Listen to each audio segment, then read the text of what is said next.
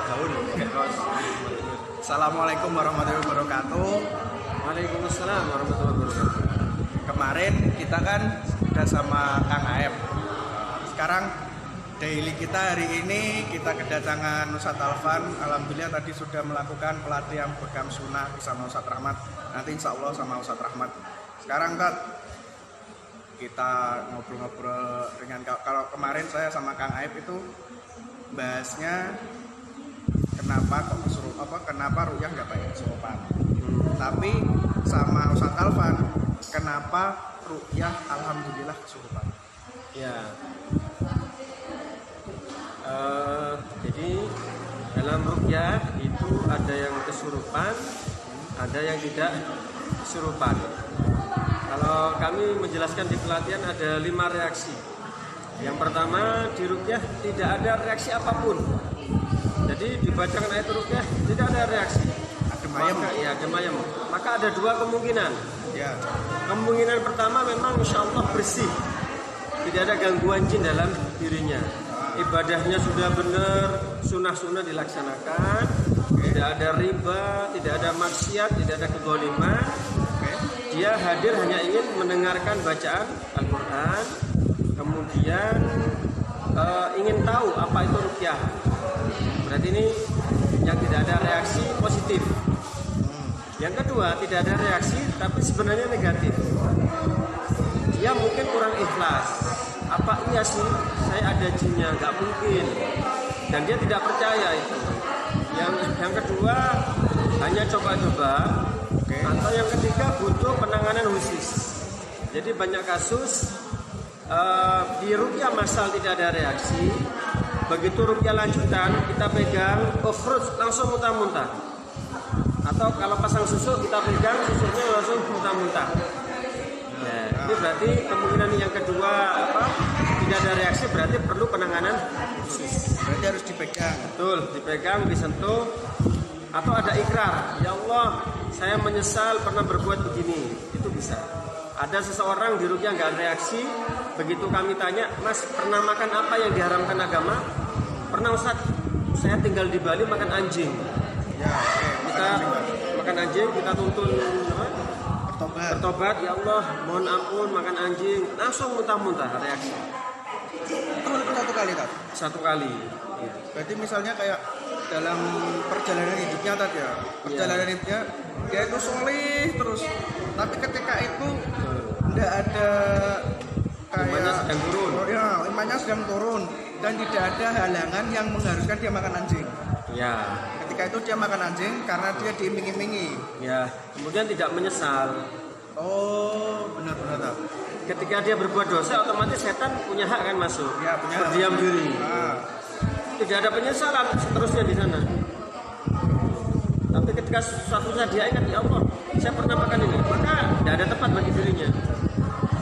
Dirinya ini maksudnya bangsa jin. Setannya ya, bagi tidak ada setan untuk celah bagi mereka untuk berdiam diri pada orang yang bersangkutan. Makanya kadang rukyah itu tidak perlu dibacakan ayat-ayat, cukup istighfar saja, mengingat dosa-dosanya biasanya langsung muntah. Kadang memerlukan bantuan diusap, dibantu dari perut ke tenggorokan, dimuntahkan. Kadang nggak dimuntahkan pun merasa ada yang keluar sendiri. Itu reaksi yang pertama ya, bahwa 5 reaksi. Yang pertama adalah tidak ada reaksi. Yang kedua, reaksi ringan. Bersendawa, berkeringat, kemudian kepingin kencing, akhirnya pipis. Itu reaksi ringan. Atau merasa kayak ada yang angin-angin keluar, sereng gitu. Jadi kayak meriting-meriting gitu. Ya. Reaksi yang kedua. Kemudian reaksi yang ketiga adalah reaksi berat. Termasuk berat itu misalkan ada orang punya ilmu kesaktian, hidupnya tuh bergetar gitu. Tapi belum sampai tahap kesurupan bergetar. Atau muntahnya itu sangat keras. Seluruh masjid, misalkan 1000 jamaah satu masjid kedengaran semua. Kayak gitu. Itu reaksi keras. Atau muntahnya muntah rambut, muntah paku, muntah macam-macam ya, soto pecel ya. Muntah uang nggak pernah tadi. Muntah uang, kalau uang Ya, buhul bisa aja. Koin. Ada.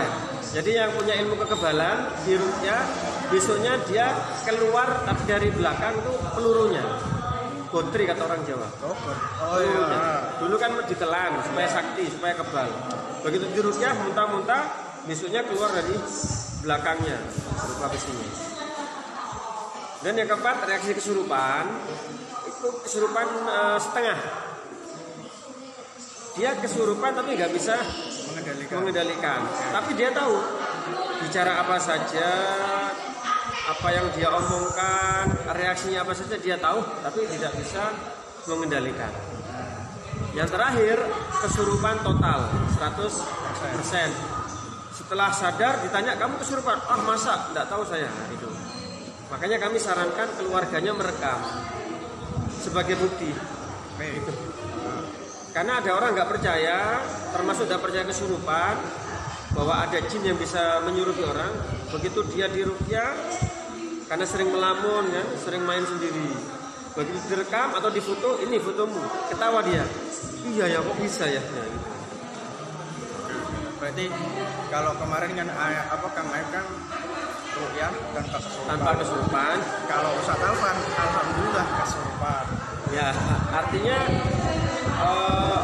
manusia terbagi dua, selalu terbagi dua. Karena itu kita ambil jalan tengah. Jangan kesurupan, jangan. Juga sebaliknya harus kesurupan. Ruqyah yang berhasil harus kesurupan, jangan juga. Kita tawasud yang tengah-tengah saja dia. Ada satu saat jangan pakai kesurupan.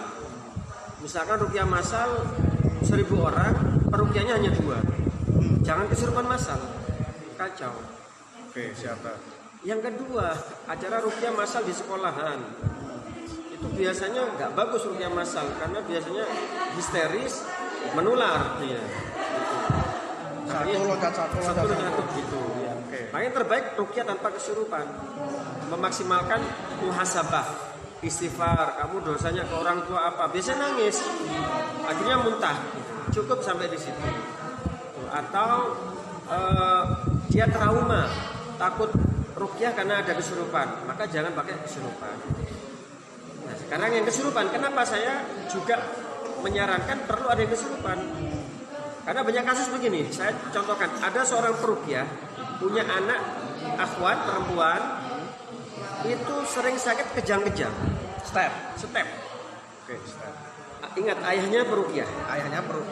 Berarti sudah diruqyah oleh ayahnya. Oke, ya. Ayahnya nggak puas, diruqyahkan yang lebih senior. Ya. Tidak ada reaksi. Alhamdulillah dengan izin Allah saya diminta meruqyah. Saya pakai alat yang biasa saya pakai, alat pijatan lumba-lumba. Saya taruh di bawah tengkuk sini. Langsung reaksi kesurupan. Itu. Artinya terjawab bahwa sakitnya selama ini yang dokter sudah katanya nggak apa-apa, begitu nggak apa-apa. Orang tuanya sudah meruqyah. Setelah kita pakai alat, akhirnya persembunyiannya terbongkar kan, baru ketahuan. Akhirnya dari omongan si jin ini yang tidak boleh dipercayai 100% sebagai konfirmasi saja, bahwa memang benar bahwa bapaknya dulu mantan aktivis kesyirikan, pusaka-pusaka dan sebagainya. Salah satunya masuk dari situ. Yang kedua menyimpan, misalkan orang tuanya kaku, itu disimpan. Kaku maksudnya dalam arti ya dalam hal mendidik, terlalu tegas, terlalu mendidik keras. Mau apapun tidak boleh. Dia belum menerima. Setelah kita tuntun ikhlas, selesai sudah, alhamdulillah. Gitu. Artinya terpecahkan bahwa masalahnya ini bukan karena medis, karena gangguan jin tadi. Itu bahwa ada kekecewaan pada orang tuanya dan orang tuanya punya sejarah kesyirikan pusaka-pusaka. Dan yang terakhir kemarin ada orang yang tidak percaya adanya kesurupan. Di Trans 7, mohon maaf, di salah satu TV itu ruqyahnya itu settingan. Mana ada orang kesurupan. Dengan izin Allah, dia oleh medis di ronsen, dia kena stroke. Di ronsen tidak ada apa-apa. Aneh kan? Menurut medis stroke. Tapi begitu di ronsen, rumah sakit ternama di Jember, tidak ada apa-apa, sehat semua. Begitu kita ruqyah, reaksi setengah sadar. kita rekam, setelah selesai kita tunjukkan dia, iya Tat, saya tahu ini ada kejadian kesurupan, terima kasih. Ini saya tunjukkan ke keluarga. Bahkan kami diizinkan untuk share ke publik. Jadi bahwasanya dia baru percaya kalau kesurupan itu memang ada. Karena dia sendiri mengalami. Oke. Terus ada lagi tadi ada pertanyaan di inbox itu katanya zaman Nabi kan tidak ada kesurupan Tat. Betul. Tapi kenapa kok sekarang kesedawan sedikit-sedikit kesurupan? Ya, pertanyaan bagus, saya jawab. Zaman Rasulullah tidak ada kesurupan total, yang ada kesurupan separuh. Separuh yang tadi yang nggak bisa mengendalikan. Ya, jadi ada satu kasus, ada seorang anak. Kalau zaman kita mungkin insya Allah hiperaktif sekarang ya, suruh makan, lari, makan kocar-kacir. Dibawa oleh ibunya, ya Rasul anak saya begini-begini, di ruqyah. Ukhraj Abdullah, keluar seperti binatang tikus hitam. Itu sebenarnya kesurupan, setannya keluar, menunjukkan identitas diri. Kalau muntah makanan kan kita belum bisa menyebut setannya keluar. Bisa jadi kotoran setan, tempelan setan dan sejenisnya. Tapi kalau sudah keluar binatang, ya itu sudah setan. Perwujudan setan. Ya berarti kan kesurupan dia. Cuman sadar. Itu yang pertama. Yang kedua, bagaimana setan berani bertemu Rasulullah? Oh, yang di dalam sholatnya itu. Ketika sholat Rasulullah didatangi setan. Ya, artinya ketika misalkan gini kan zaman Rasulullah ruqyah tidak ada kesurupan. Ya setan tidak berani. Buktinya ya tadi langsung lari kan? Iya. Langsung lari, tidak mungkin mengajak ngobrol Rasulullah. Oke, ya. Gitu, jelas tidak mungkin. Misalkan Abu Hurairah menangkap setan ya, yang berpenampakan manusia. Ya. Kamu tak laporkan ke Rasulullah, kan takut. Jangan dilaporkan saya, jangan dilaporkan. Oh, yang ingat di riwayat ayat kursi, tentang ayat kursi. yang pas menjaga makanan, ya. Menjaga makanan sama yang dia balik 3 kali itu kan. Betul. Oh ya. Baliknya 3 kali karena dikasih kesempatan. Kamu tak laporkan Rasulullah, jangan. Artinya kan takut, tidak mau ketemu Rasulullah. Dia akhirnya kasihan kan, dilepas. Ternyata besok Datang lagi. dan lagi. Padahal Rasulullah sudah mengingatkan Rasulullah. Kan lapor Abu Hurairah, ya Rasul, tadi malam saya ketemu ini. Itu akan balik lagi. Tapi Rasulullah belum bilang setan, belum. Dia akan balik lagi. Ternyata benar. Balik lagi. Kembali lagi. Kedua kalinya balik lagi sama kejadiannya. Ketiga kali sudah, kamu harus tak bawa ke Rasulullah. Jangan, lepaskan saya. Kamu kalau melepaskan saya ajari satu ayat, yaitu ayat kursi. Maka kalau kamu baca sebelum tidur, kamu akan terbebas dari setan. Golongan saya setan. Artinya apa? Dari sini kita tahu setan takut bertemu Rasulullah, bertemu Umar saja takut setan. Harus cari jalan yang lain. Makanya jangan heran kalau Rasulullah yang beruqyah tidak ada kesurupan total. Ngapain berlama-lama mereka? Yang langsung keluar aja. Dan Rasulullah tegas, ukhraj Abdullah. Sudah tahu Rasulullah, kamu ada setannya, keluar setan, selesai urusan. Kalau kita, jangan kita ya ulama-ulama, saya Wahid Al-Bali, saya Abu Barok, itu mereka mengalami kesurupan pasiennya. Gitu. Padahal itu tergolong ulama besar tadi ya. Ulama besar, bersanad keilmuannya jelas, kitab-kitabnya sangat banyak. Mereka meruqyah pun ada yang kesurupan dan mereka tidak mengingkari. Karena itu kita jangan lebay. Boleh kita pakai metode ruqyah tanpa kesurupan, tapi ada saat-saat tertentu juga diperlukan sebagai pembuktian bahwa setan itu ada gitu. Setan itu ada, kesurupan itu ada. Oke. Terus tadi ada lagi katanya apa itu ruqyah tilawah tamimah itu enggak boleh. Itu ruqyah yang gimana Kak? Ya. Inna ruqa wa tamimah wa tibalah syirkun. Insyaallah punya begitu bahwa ruqyah kemudian jima-jima dan pengasihan atau pelet itu adalah syirik. Nah, itu terjadi pada zaman jahiliyah. Yang diartikan jampi-jampi.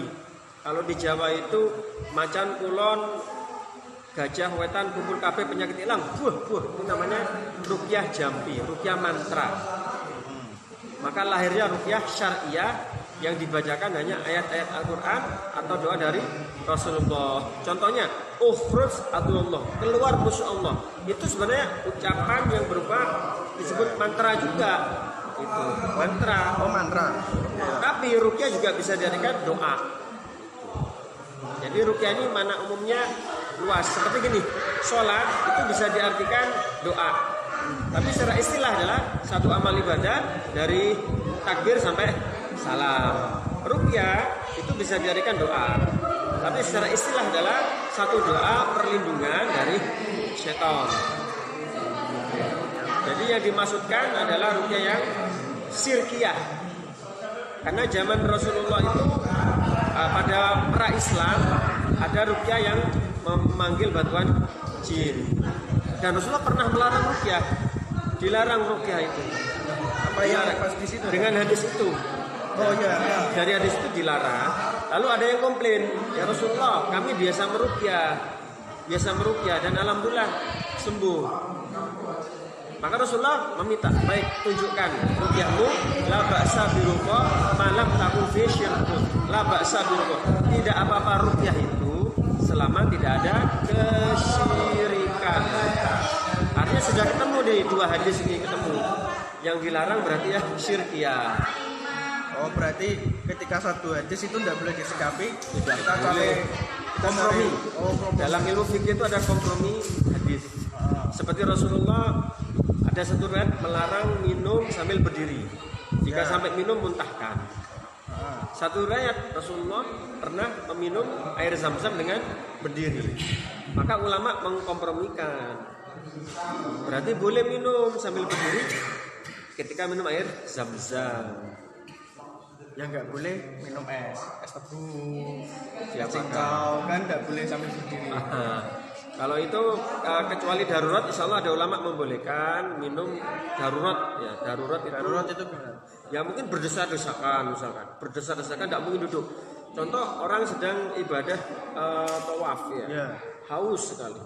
Haus sekali. Ketika dia duduk akan Keinjak-injak. terinjak-injak itu. Tapi masalahnya nggak ada es tebu kan ketika umroh. Ya, artinya kan selain air zam-zam kan banyak. Oke. Gitu. Kemungkinan kan selalu ada. Dia bawa air minuman suplemen dan sebagainya. Iya. Benar-benar juga lah. Darurat itu ya lihat kondisinya lah. Darurat seperti apa. Dan dalam ruqyah memang hal-hal makruh kita tinggalkan, seperti makan sambil berdiri gitu. Itu insya Allah makruh ya hukumnya, tapi itu disukai syaitan. Sesuatu yang makro tapi Dan bisa menjadi pintu sihir. Ada seorang kiai, ini pengakuan mantan tukang santet ya, yang sudah jadi peruqyah. Beliau pernah Kang Rizky gitu ya. Oh ya, Ustaz Rizky kemarin. Ya, itu insya Allah beliau pernah nulis di Facebook gini. Beliau pernah berusaha menyantet seorang kiai, nggak pernah bisa. Berzikir terus, nggak pernah bisa. Tapi satu saat, mungkin karena suatu hal ya, sang kiai ini mungkin makan camilan sambil berdiri, maka setan bisa masuk lewat pintu itu. Padahal dari makro. Dari hal yang makruh. Makanya peruqyah jangan merokok, walaupun hukumnya menurut MUI itu antara makruh sampai haram. Kalau untuk diri sendiri makruh. Kalau sampai mengganggu orang haram. Ya. Artinya tetap menjadi pintu setan. Karena kan makruh dibenci. Ya. Terus satu lagi lah. Tadi apa ya? Kalau ya tamimah gimana? Tadi kan Tilawah pelet, ya, tamimah itu yang digantung. yang Jimat yang digantung atau penangkal. Tapi kalau di televisi kan biasanya apa itu? Oh di sana ada yang kesurupan. Oh di sana ada buhulnya kayak gitu. Katanya kan Ustaz Alvan tadi bicaranya jangan 100% Oh iya betul. apa itu mempercayai kata-kata jin. Ya. Tapi kan kalau di TV kan di sana buhul saya kayak gitu kan gimana? Ya, tidak boleh 100% dipercaya, tapi artinya bahan konfirmasi. Ketika di ruqyah kesurupan lalu mengatakan buhulku ada di pojok, di dalam rumah ya di pojok atau di manalah. Setelah dibongkar ada, berarti benar pengakuannya. Seperti setan yang mengatakan pada Abu Hurairah bacalah ayat ini kamu akan terhindar. Rasulullah mengatakan yang dikatakan benar tapi dia pembohong. Artinya tidak boleh percaya 100%. Tapi ketika setan terdesak, dia bisa mengatakan yang benaran. Walaupun itu cuma kecil gitu aja. Kecil, makanya nggak boleh dipercaya. Gara-gara satu omongan benar terus dipercaya semua, salah total. Tetap dia itu akan mencari celah untuk berbohong. Dia kan diruqyah terdesak, tersakiti, tidak nyaman. Artinya ya sudah aku mengaku seperti itu. Atau ada juga jin yang mau bertaubat. Dia ingin keluar, kemudian terhalang, misalkan karena dia masih belum masuk Islam. Kita tuntun bersyahadat, ayo bersyahadat. Kemudian dengan itu dia mudah keluar, walaupun kita tidak tahu ya keislamannya. Ya, tapi ulama seperti Insyaallah Syekh bin Baz pun ada jin yang mengaku Islam, ya beliau percaya. Karena kita nggak tahu akhirnya kayak gimana. Kita nggak tahu, tapi waktu itu kejadiannya setelah bersyahadat gangguan orang ini hilang. Sudah nggak kumat lagi gitu ya. Nggak kumat lagi. Maka kita tetap mengatakan wallahu a'lam. Tapi insya Allah dia bersyahadat betul dan pasien merasakan setannya benar-benar keluar merasa. Gitu. Dan kita dalam ruqyah sering pasien mengatakan, Ustaz, keluar makhluk hitam, lari terbirit-birit gitu. Tetap wallahu a'lam. Tapi kata kuncinya bahwa penyakitnya Allah hilangkan, gangguan-gangguannya hilang. Ya kita berbaik sangka bahwa Allah mengizinkan si setan ini, jin kafir ini masuk Islam, jin sihirnya masuk Islam, sehingga penyakitnya pun mereka berusaha membantu untuk menghilangkan tanpa kita meminta bantuan, tidak sama sekali bisa. Itu penebusan. Seperti pasien yang kesirikan setelah diruqyah, alhamdulillah akhirnya ingin menebus kesalahannya, membakar jimat-jimatnya, berdakwah. Sama jin pun, jin sihir dapat hidayah, maka dia membantu. Dalam artian tanpa kita minta, dia sudah menunjukkan di sana. Betul, dan juga mengajak teman-temannya. Tapi sekali lagi ini perkara gaib, kita hanya berbaik sangka saja, tidak boleh kemudian mungkin nanti jin itu akan pasti masuk Islam, pasti mengakui, itu tidak bisa dikatakan pasti. Berarti ada kemungkinan ketika dia sadar ada yang mengimani 100%, ada yang setengah, ada yang tidak sekalipun. Kira-kira seperti itu. Tapi kita tidak tahu. Tidak tahu. Dan kita sering loh ada yang bersyahadat, ya ternyata sakitnya masih ada. Gitu. Terus kalau itulah Rasulullah tadi itu kan menggunakan doa. Ukrut ya Allah kan kayak perintah. Kalau dengan Al-Quran gimana? Rasulullah banyak sekali riwayatnya pakai Al-Quran. Beliau pernah meruqyah orang gila, dibacakan ayat-ayat yang susunannya sudah kita kenal selama ini. Al-Fatihah, kemudian beberapa ayat Al-Baqarah, beberapa ayat yang lain. Bahkan Rasulullah pernah tergigit kalajengking skorpion, digigit ya, beliau minta air yang dikasih garam. Ya, lalu dibacakan surat Al-Kafirun, Al-Falaq dan An-Nas. Berarti Al-Kafirun, Al-Falaq, An-Nas. Berarti jelas kan Rasulullah menggunakan ayat Al-Qur'an untuk berobat. Dan yang populer yang dipakai oleh kita adalah seorang sahabat yang meruqyah dengan Al-Fatihah. Dan Rasulullah menyetujui. Dari mana kalian tahu itu adalah ruqyah? Oh, gitu. Siap. Ikut Mas Wilis. EB-nya apa? Oh, Kiai Bojonegoro. Siap. Bisa Mas Wilis. Dan surat Al-Isra ayat 82 ya. Mari dibuka nanti Al-Isra ayat 82. A'udzubillahi minasyaitonir rajim. Wa nunazzilu minal Qur'ani ma huwa syifaa'un wa rahmatun lil mu'minin. Bagi orang-orang yang mukmin. Ya. Bahwa Al-Quran diturunkan oleh Allah, ada yang menafsirkan sebagiannya adalah menjadi rahmat dan asyifa. Sebagiannya, artinya Tidak semuanya. Kenapa? Karena sebagian ayat Al-Quran bicara tentang sejarah, hukum-hukum sejarah.